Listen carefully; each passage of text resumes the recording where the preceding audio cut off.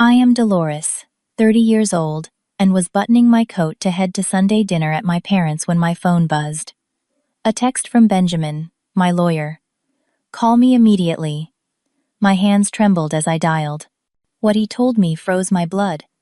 My parents, the people I trusted most, were being investigated for massive fraud.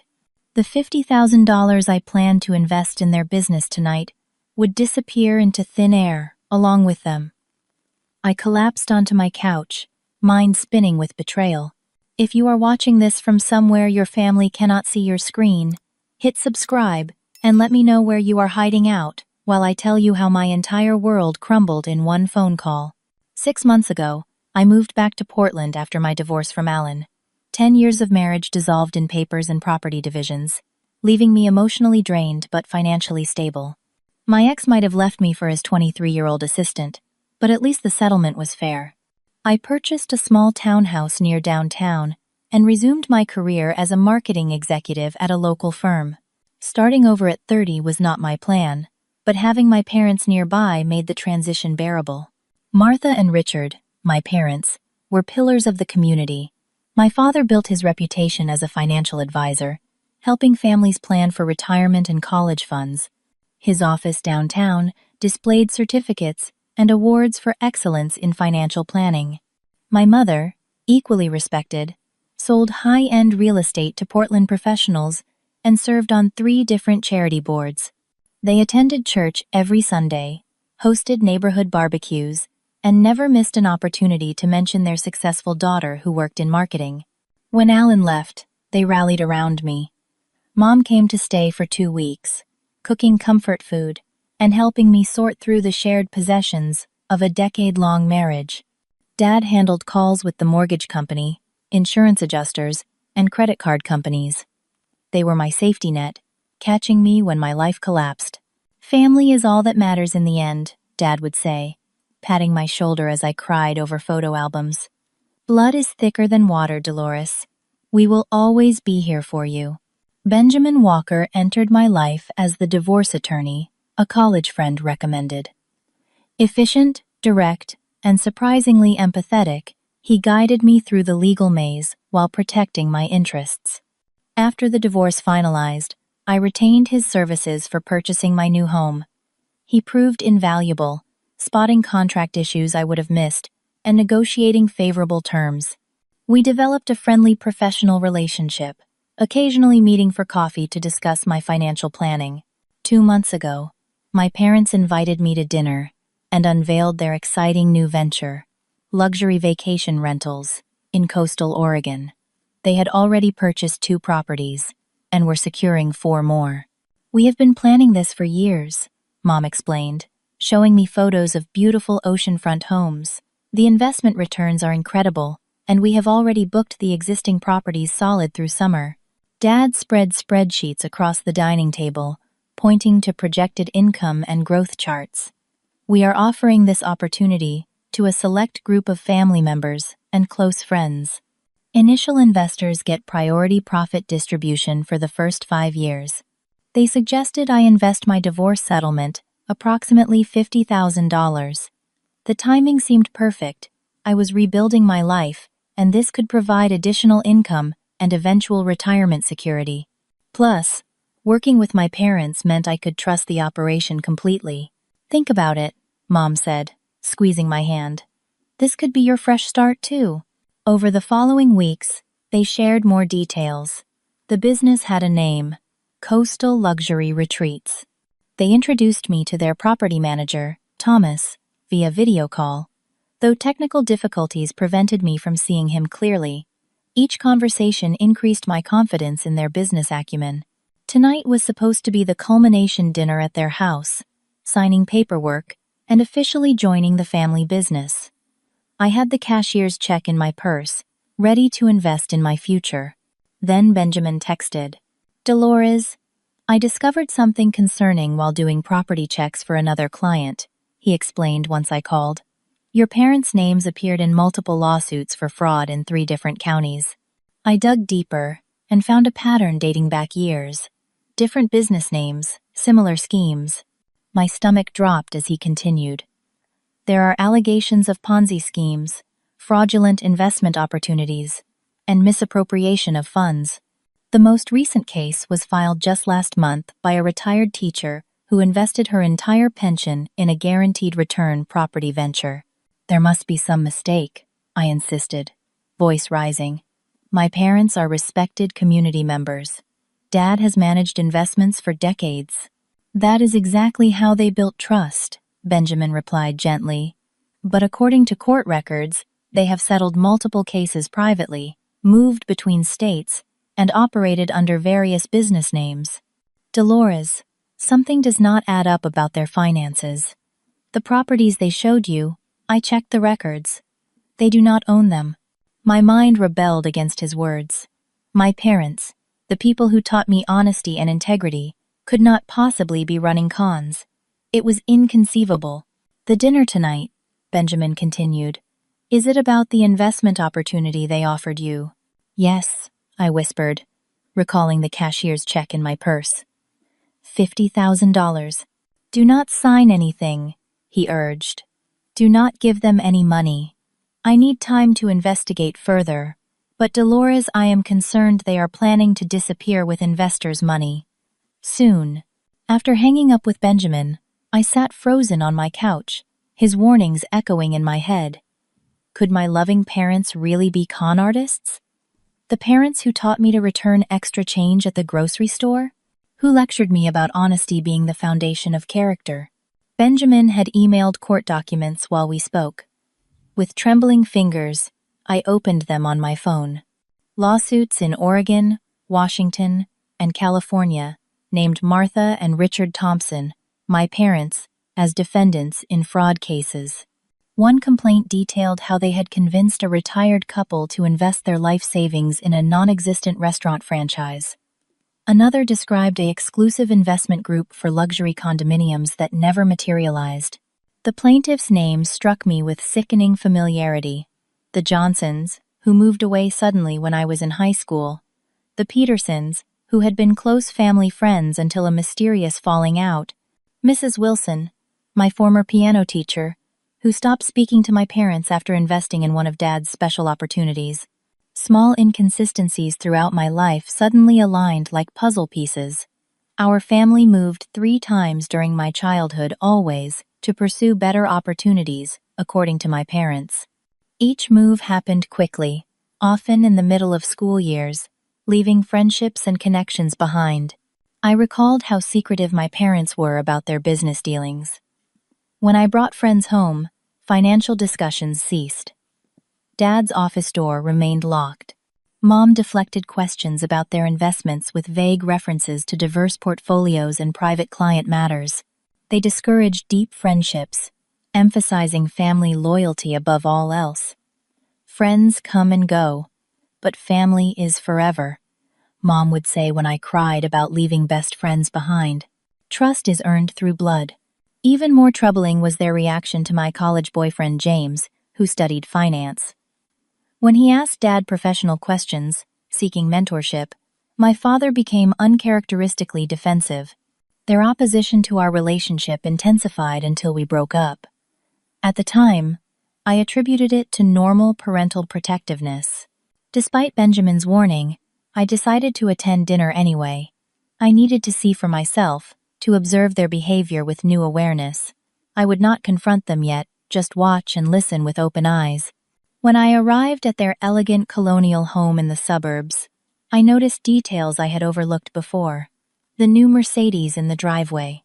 Mom's diamond earrings that seemed larger than her previous set. The original artwork that had replaced department store prints. Dolores, darling? Mom embraced me, her designer perfume enveloping us both. We have been counting the minutes. This is such an exciting night for our family. Dad hugged me next, his gold watch glinting under the entryway light. The beginning of a beautiful partnership, he declared, leading me into the living room where appetizers and champagne awaited. Everything appeared normal. The careful table setting, Mom's famous pot roast in the oven, their warm smiles yet subtle differences emerged. Dad's phone buzzed constantly, prompting him to step outside for hushed conversations. Mom checked the time repeatedly, mentioning they should wrap up the paperwork part early so we could enjoy dinner. "We have all the documents ready," she said, gesturing to a folder on the coffee table. "Simple signatures, and you will be officially part of Coastal Luxury Retreats." I picked up the folder, noticing unfamiliar names listed as business partners: Samuel Richardson, Victoria Hamilton, Edward Montgomery. None of these people had been mentioned in our previous discussions. "Who are these partners?" I asked casually. "Just legal entities for tax purposes," Dad replied too quickly. "Nothing for you to worry about." Mom refilled my champagne glass. "The important thing is that your investment is secured against the properties. Guaranteed returns beginning next quarter." As they discussed the business, contradictions emerged. Last week, they mentioned 4 new properties under contract. Tonight, it was 6. Previously, profit distributions would begin after 6 months. Now, they promised immediate returns. The business address had changed from Seaside to Cannon Beach. "We should really sign these papers before dinner gets cold," Mom insisted, uncapping an expensive pen. "The notary charged extra for Sunday service, so we should make it worthwhile." The pressure to sign immediately, combined with their shifting details, confirmed my worst fears. Something was very wrong with my parents' business venture. Yet part of me still hoped for an innocent explanation, a misunderstanding, a legal complication they were too embarrassed to share. That hope diminished when I excused myself to use the restroom and glimpsed Dad's briefcase in the hallway, partially open. Inside were plane tickets to Buenos Aires, departing Tuesday, 2 days from now. Mom had mentioned nothing about an upcoming trip. My heart pounded as I made my way back to the living room, where my parents waited with expectant smiles and a contract that would strip me of my financial security and, far worse, shatter the foundation of trust that had defined our relationship. "Before we sign anything, I would love to see those updated projections you mentioned last week," I said, forcing a smile while buying time. The cashier's check remained securely in my purse, and I intended to keep it there. Dad's expression flickered with impatience. "We can go through all that after the paperwork. The important thing is locking in your position before the remaining slots fill up. We already have 3 other investors ready, if you need more time," Mom added with unusual sharpness. "The Richardsons called yesterday practically begging to increase their stake. Their pressure tactics felt obvious now that Benjamin had pulled back the curtain." I excused myself again, this time to take a fictional call from work. Instead, I slipped into Dad's home office, a room that had always been off-limits during family gatherings. The door was unlocked, a rare occurrence. Inside, leather-bound planners and organized files conveyed professional legitimacy. But the southern wall caught my attention, a corkboard covered with travel brochures for Belize, Panama, and Argentina, all countries with no extradition treaties with the United States. My hands shook as I quietly opened the desk drawer. Inside was a folder labeled CLR, investors containing spreadsheets, listing names, investment amounts, and contact information. The total exceeded $3 million, with contribution dates stretching back 18 months. Many names I recognized: family friends, church members, elderly neighbors, trusting people who respected my parents. In another drawer, I discovered a locked box. The key was hidden beneath the desk blotter. Dad always used the same hiding places. Inside were 4 passports, 2 with my parents' photos, but different names: Robert and Elizabeth Carson, James and Margaret Wilson. Multiple driver's licenses and credit cards matching these identities. Cold sweat broke out across my forehead as memories rushed back. Age 8, moving from Seattle overnight after Dad's business partner allegedly embezzled funds. Age 13, changing schools mid-year because Mom found better educational opportunities in another district. Age 17, the unexplained fire at Dad's office that destroyed financial records just before a scheduled audit. The most damning evidence was a notebook containing what appeared to be exit strategies. Lists of assets to liquidate, accounts to close, and a timeline for disappearing. My name appeared on one page with a note. 50 kelvins secured. Close loop after transfer. I was not just another victim. I was the final mark before they vanished. Footsteps approached the office. I quickly returned everything to its place and pretended to be finishing my call when Mom appeared at the door. "Dinner is getting cold, sweetie," she said, eyes darting around the office. "Everything okay?" "Just work emergencies," I lied, noting how easily deception came to me now. "Let me wash up and I will be right there." At the dinner table, my parents discussed their business trip next week, a scouting mission for new properties, they claimed. No mention of Buenos Aires or one-way tickets. "We will be managing your investment remotely for a few weeks," Dad explained between bites of pot roast. "Thomas will handle the day-to-day operations while we secure the new acquisitions." "The timing is perfect," Mom added. "With your money, we can close on the seaside property immediately." Their words now carried double meanings. Every smile seemed calculated, every gesture part of a performance honed over decades. These were not the parents who raised me, or perhaps they were, and I had never truly known them at all. "When do I get to meet the other investors?" I asked innocently. "Perhaps we could have a group meeting before your trip." Their exchanged glance lasted only a fraction of a second, but I caught it panic, quickly disguised. "Everyone is quite busy," Mom replied smoothly. "Many are out-of-state investors who trust our management implicitly." Dad's phone rang again. He checked the screen and stood abruptly. "I need to take this. Business never sleeps." He stepped onto the back porch, closing the door behind him, but not before I heard, "We need to move now. She is getting suspicious." My stomach clenched as I realized he was talking about me.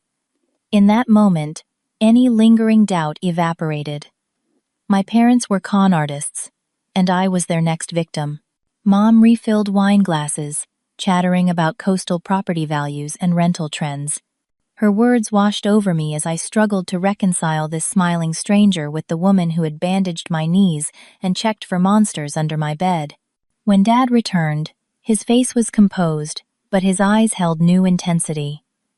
"Let us finish up with the paperwork, shall we? It is getting late." The contract appeared again, placed before me with the elegant pen. 5 decades of love and trust, balanced against mounting evidence of betrayal.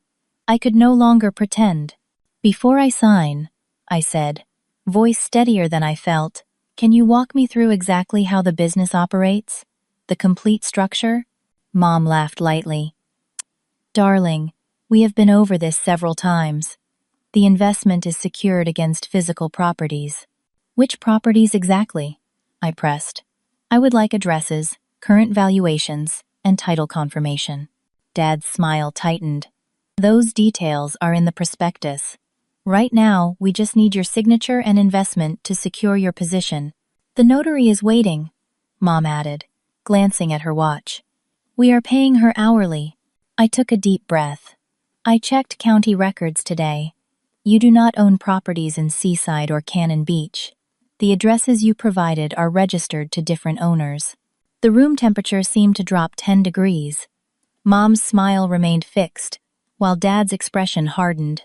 "There must be some confusion about the addresses," he said carefully. "The properties are held in an LLC for tax purposes." "Which LLC? Richardson Holdings? Victoria Enterprises? Or is it Carson Investments?" I watched their faces as I named the aliases I had discovered. Dad's phone rang again. He answered it, stepping away but remaining visible through the dining room archway. His whispered words carried enough for me to hear. "We need to move now. She knows something." When he returned, something had changed in his demeanor. The warm father persona had vanished, replaced by a calculating stranger who assessed me coolly. "Who have you been talking to?" he demanded. "Does it matter?" I countered. "What matters is that you were planning to take my money and disappear to Buenos Aires on Tuesday." Mom's glass clattered against the table, spilling red wine across the white tablecloth. "You went through your father's things. Not a question, an accusation. Like father, like daughter," I replied. "Apparently, I learned investigation skills from the best. Dad sat down heavily, exchanging glances with Mom. The pretense collapsed between us. You do not understand how the world works, Dolores, he said, voice now businesslike. Everyone is trying to take advantage. We just beat them to it. By stealing from elderly neighbors? Church friends? Your own daughter? My voice cracked. We prefer aggressive investment strategy, Mom replied with shocking callousness. Nobody forces these people to invest. They throw money at opportunities because they are greedy for returns. How long? I whispered. How long have you been doing this? Dad shrugged. 25 years. Started small, after my legitimate financial practice went under. Discovered people trust credentials and confidence more than they verify facts. The timeline meant my entire childhood was built on fraud. Every home, every school, every vacation funded by stolen money. You were going to steal from me too. The realization burned like acid. Business is business, Dad said flatly. You were always too trusting, just like our investors. We taught you about family loyalty precisely because it makes people predictable. Mom reached across the table, her hand stopping short of touching mine. Darling, we would have sent you something eventually. A token. We are not monsters. Their justifications unleashed the dam of emotions I had been holding back. Tears streamed down my face as 30 years of memories recontextualized themselves. The parents who comforted me, celebrated my achievements, and supported me through divorce were the same people who had systematically destroyed countless lives for profit. Everything was a lie, I choked out. Every lesson about honesty, every family moment, just part of your long con. Not everything, Mom insisted, a flicker of genuine emotion crossing her face.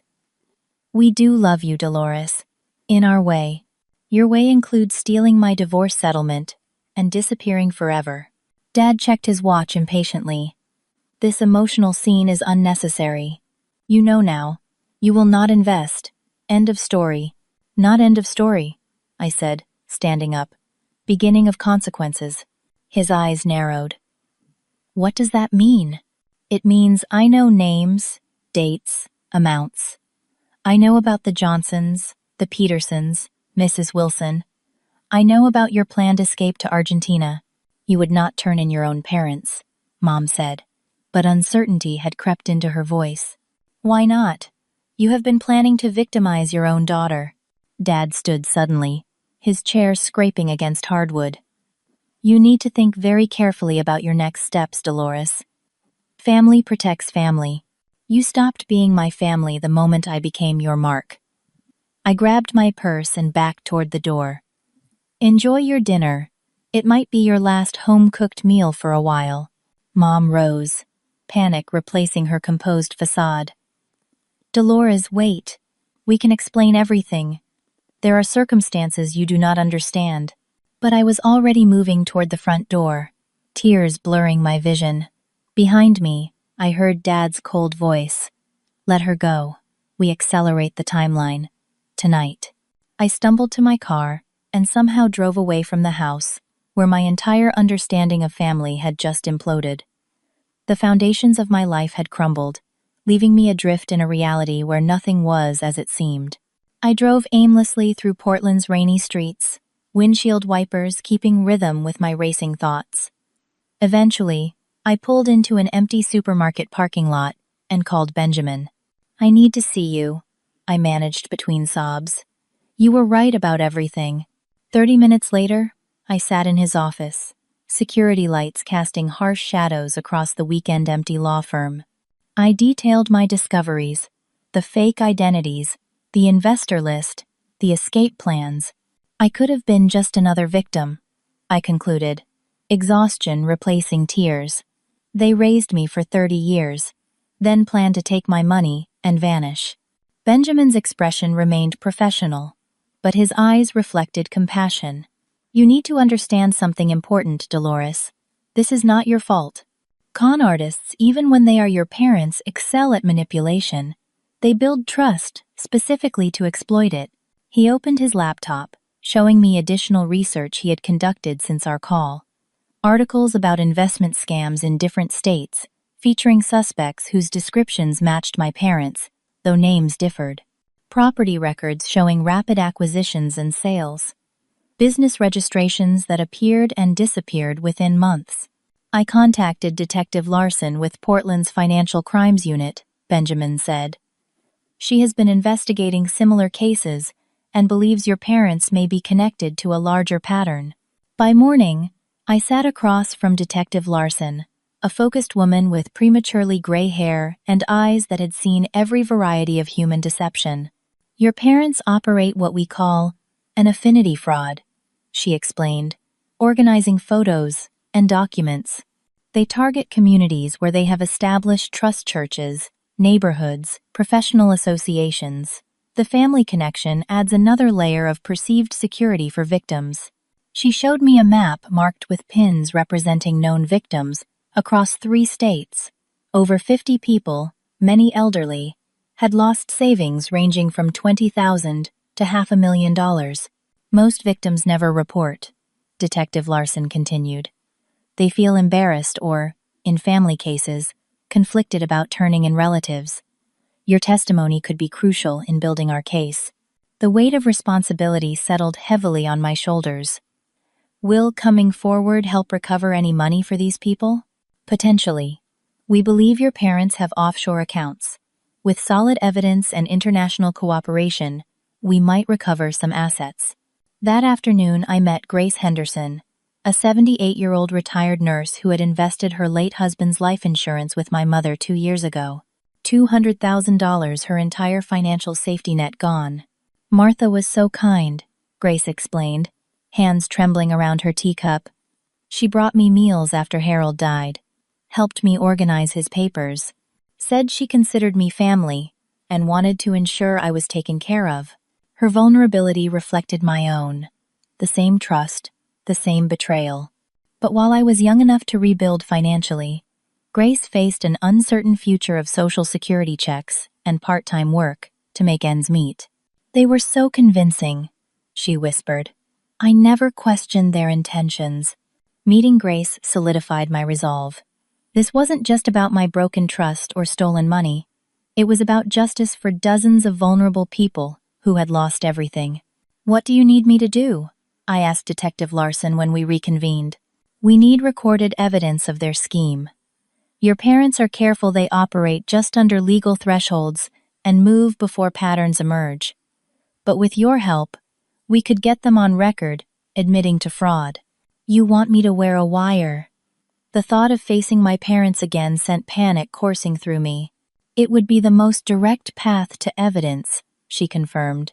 You would contact them, express regret about your reaction, and say you have reconsidered their offer. Get them talking about their operation, past ventures, and future plans. Benjamin, who had stayed by my side throughout, interjected. This is completely voluntary, Dolores. There are other ways to build a case. But I already knew my answer.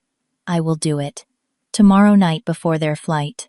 That evening, Detective Larson and a technical specialist briefed me on the recording equipment, a modified phone that would transmit our conversation to officers stationed nearby. We developed a strategy.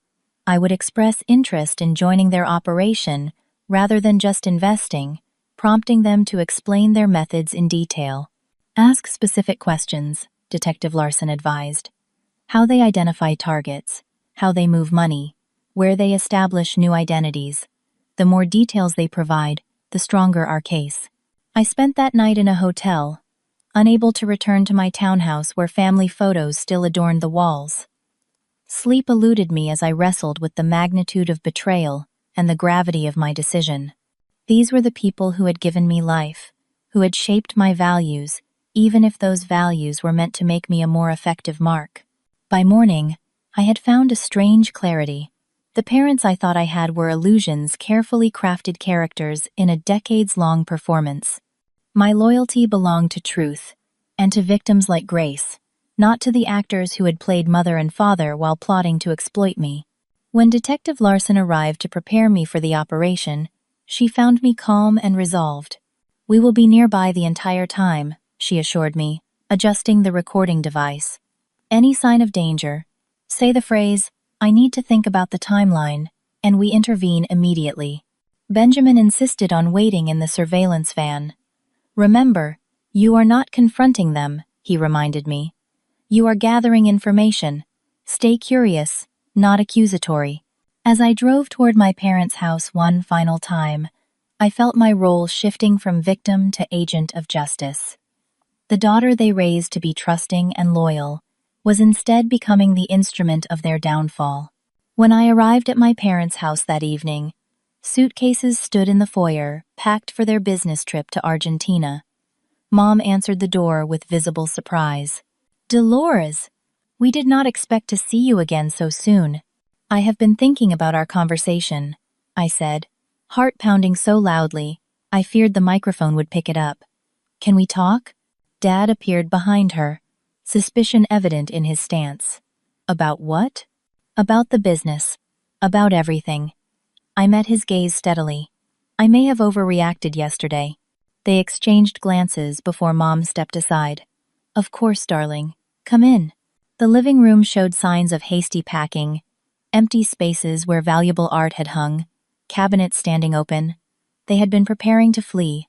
"I realized something after I left," I began, perching on the edge of the sofa. "You have been doing this successfully for 25 years. There must be substantial profits involved." Dad remained standing, arms crossed. "What is your point?" "Maybe I am in the wrong business. Marketing pays well, but clearly not as well as what you do." I leaned forward, adopting their pragmatic tone from the previous night. "Perhaps instead of just investing, I should be learning the family business, for real." The shock on their faces would have been comical under different circumstances. "You want to join us?" Mom asked incredulously. "Why not? As you said, everyone tries to take advantage in this world. You have obviously mastered the system." Each word tasted bitter, but I maintained an eager expression. Dad sat down slowly, studying me with new interest. "What changed your mind?" "I realized you were right about people being gullible. They trust too easily. I have been doing it my whole life, trusting friends, colleagues, Alan." I shrugged. "Look where conventional honesty got me. Divorced at 30, starting over. Meanwhile, you have been prospering for decades." Their suspicion began melting into cautious optimism. The prospect of keeping their daughter in their lives while continuing their schemes appealed to whatever twisted version of parental love they possessed. "It is not an easy life," Dad said, testing my commitment. "Constant movement, new identities, always looking over your shoulder. But the rewards compensate for the inconveniences, right?" I gestured around at their luxury furnishings. "Besides, 3 people working together would be more efficient than 2. Mom moved to sit beside me, taking my hand. "Dolores, are you certain? Once you cross certain lines, there is no going back to conventional life." "I am my parents' daughter, after all," I replied, squeezing her hand while suppressing revulsion. "So, tell me how it really works. Everything. If I am joining the family business, I need to understand the operation completely." For the next hour, they detailed their methodology with disturbing pride. Dad explained how they selected hunting grounds, affluent communities with strong social networks, where trust transferred by association. "Churches are gold mines," he explained. "Once the pastor or a few respected elders invest, others follow without question. Everyone assumes someone else has done due diligence." Mom described how they established credibility, joining civic organizations, making small charitable donations, befriending influential community members. "We always start legitimate businesses as fronts," she explained. "Richard actually worked as a financial advisor initially. I sold real estate. Those credentials and licenses provide the foundation." They outlined their targeting strategy, focusing on recent widows, retirees with substantial savings, and busy professionals who had money but lacked time for detailed investment research. "The key is making them come to you," Dad explained. "Plant seeds about your successful investments. Let them ask for inclusion. People value what they pursue more than what is offered freely. Most disturbingly, they detailed their exit strategies, how they gradually moved money offshore, established new identities, and disappeared just before suspicions coalesced into investigations. We typically net between 1 and 3 million per cycle, Dad said matter-of-factly. 4 to 5 years in a location is optimal enough time to build trust, but not so long that patterns become obvious. Mom added, "We have networks in South America, identities prepared years in advance. The current iteration, Martha and Richard Thompson, has nearly reached its expiration date." As they spoke, I asked clarifying questions, drawing out specific examples from previous cons. They named cities, schemes, approximate dates, all transmitted directly to Detective Larson through my modified phone. "What about people like the Johnsons or Mrs. Wilson?" I asked. "Were they special cases?" Jim Johnson was becoming suspicious, Dad recalled without remorse. Started asking about property titles. We accelerated our timeline and left Seattle 3 months ahead of schedule. "And the fire at your office before the audit?" I prompted. "Insurance fraud bonus?" He chuckled. "Destroyed problematic records and collected $200,000 for building and contents." When I had gathered sufficient evidence, I gave the signal. "This timeline seems rushed. When exactly were you planning to tell me about Argentina?" "After we were settled," Mom admitted. "We would have sent for you eventually. Or at least returned some of your investment," Dad added with a shrug. "Family discount." The doorbell rang. Mom frowned. "Are you expecting someone?" "Actually, yes." I stood as realization dawned on their faces. "I brought some business associates who are very interested in your investment strategies." Detective Larson entered with 4 officers, badges displayed. "Martha and Richard Thompson, you are under arrest for investment fraud, wire fraud, identity theft, and conspiracy." The transformation was immediate. Mom collapsed into sobs, while Dad's face hardened into contempt. "You recorded us," he spat as an officer handcuffed him. "Your own parents." "I learned from the best," I replied, voice breaking despite my resolve. "Family first, right?" As they were led away, Mom looked back, tears streaming down her face. "Dolores, please. We can explain everything." But there were no explanations that could rebuild what had been destroyed. I watched silently as police cars carried away the strangers who had raised me. The aftermath unfolded in waves. Local media seized on the story respected community members revealed as serial fraudsters, exposed by their own daughter. Some reporters painted me as heroic, others questioned how I could betray my parents. Online comments ranged from supportive to accusatory. Family friends divided into camps. Some, particularly those who had invested, expressed gratitude for my courage. Others condemned me for not handling it within the family. Several relatives stopped speaking to me entirely, unwilling to believe the evidence presented. The legal process ground forward methodically. My parents hired expensive attorneys who specializes in financial crimes. They attempted to characterize their activities as aggressive but legal investment strategies and misunderstandings with investors. I testified before the grand jury, providing context for the recorded evidence.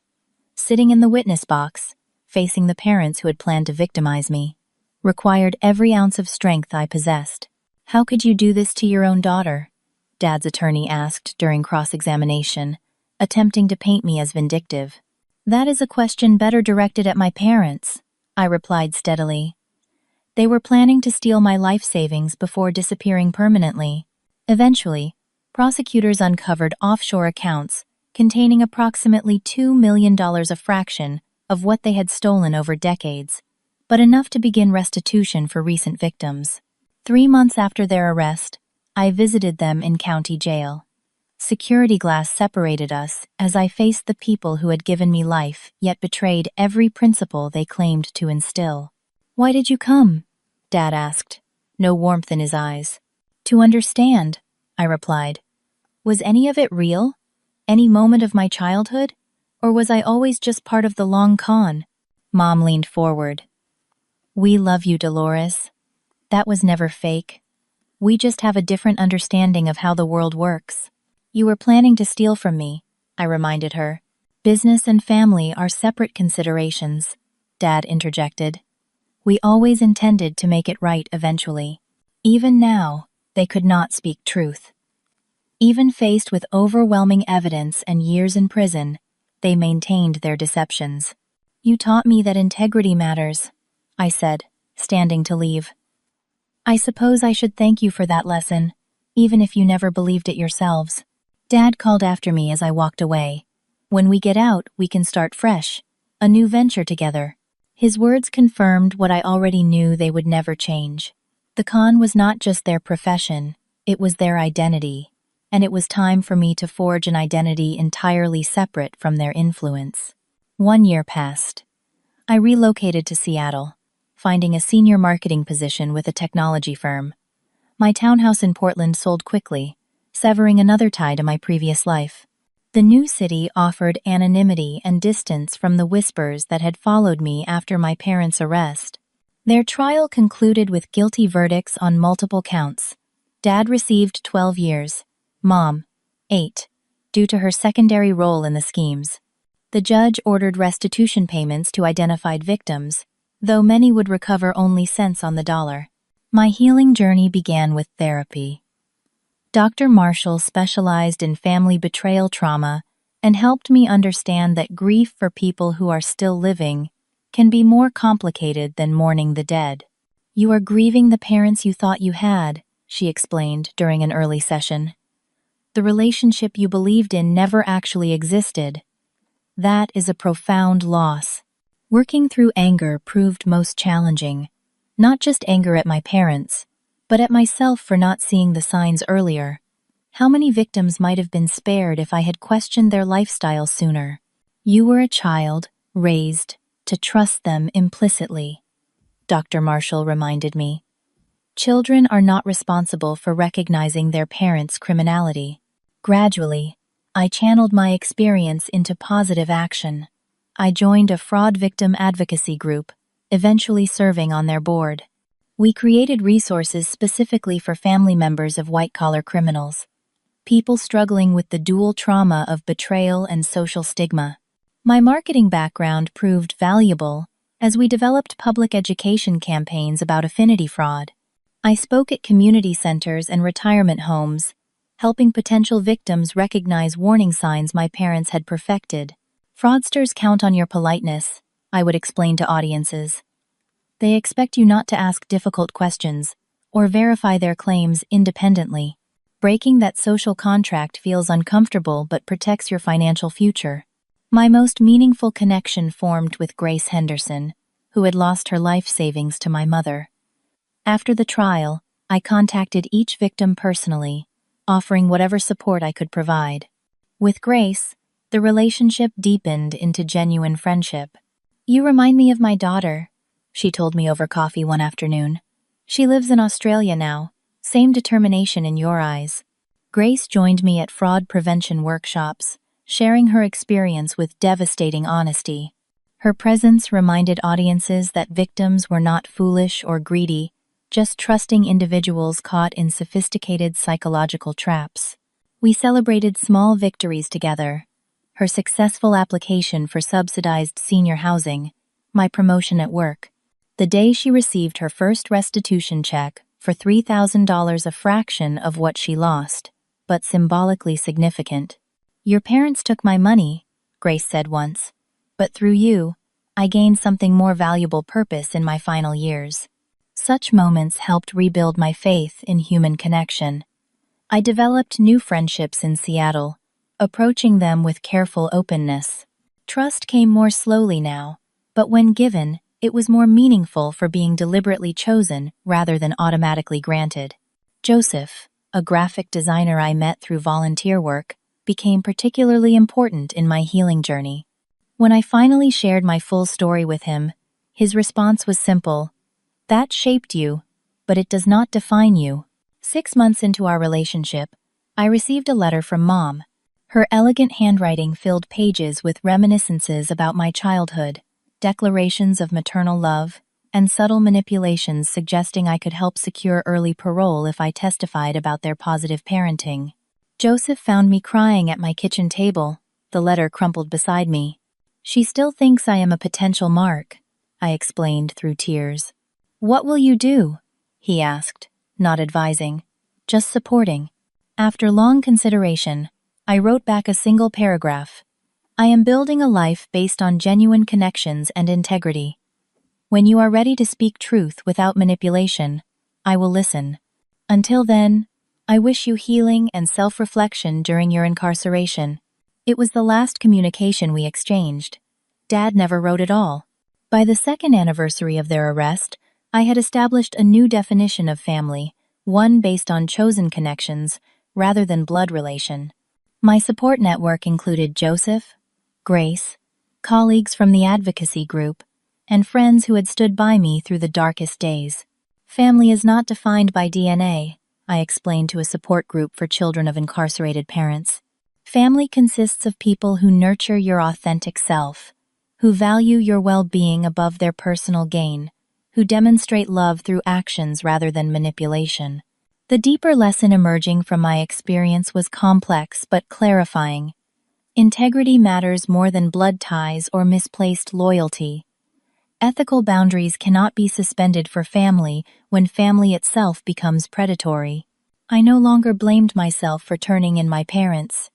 Their actions had forced an impossible choice, and I had chosen justice for vulnerable victims over protection of those who had violated trust systematically.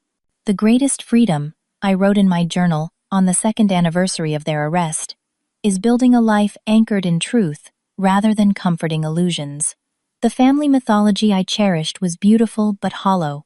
The reality I live now, imperfect, sometimes painful, but authentic, provides a foundation for genuine connection impossible in the shadow of lies. This understanding did not eliminate difficult days. Holidays brought painful awareness of traditional family gatherings I no longer experienced. Certain songs or scents triggered memories of moments that felt genuine, but were contextualized by deception. Yet increasingly, peace replaced bitterness. I recognized that despite their moral bankruptcy, my parents had unintentionally given me valuable gifts: resilience, empathy for victims, and unwavering commitment to honesty. "We cannot choose our origin stories," I told Joseph as we decorated our first shared Christmas tree. "But we can choose what legacy we carry forward and what we leave behind." The parents who raised me chose deception as their life path. I choose transparency. They prioritized material gain over human connection. I prioritize integrity in relationships. They saw vulnerability as opportunity for exploitation. I see it as the foundation for genuine trust. Every day represents another brick in the foundation of the life I am building. One where promises are kept, trust is sacred, and connections are authentic. The betrayal that nearly destroyed me instead became the catalyst for creating a more meaningful existence than I might otherwise have known. Have you ever had to rebuild your life after someone close to you broke your trust completely? How did you find the strength to start over? Share your experience in the comments below. And if this story resonated with you, please subscribe to hear more journeys of resilience and redemption. Remember that your worth is never determined by how others treat you, only by the integrity with which you face life's challenges. Thank you for witnessing my story.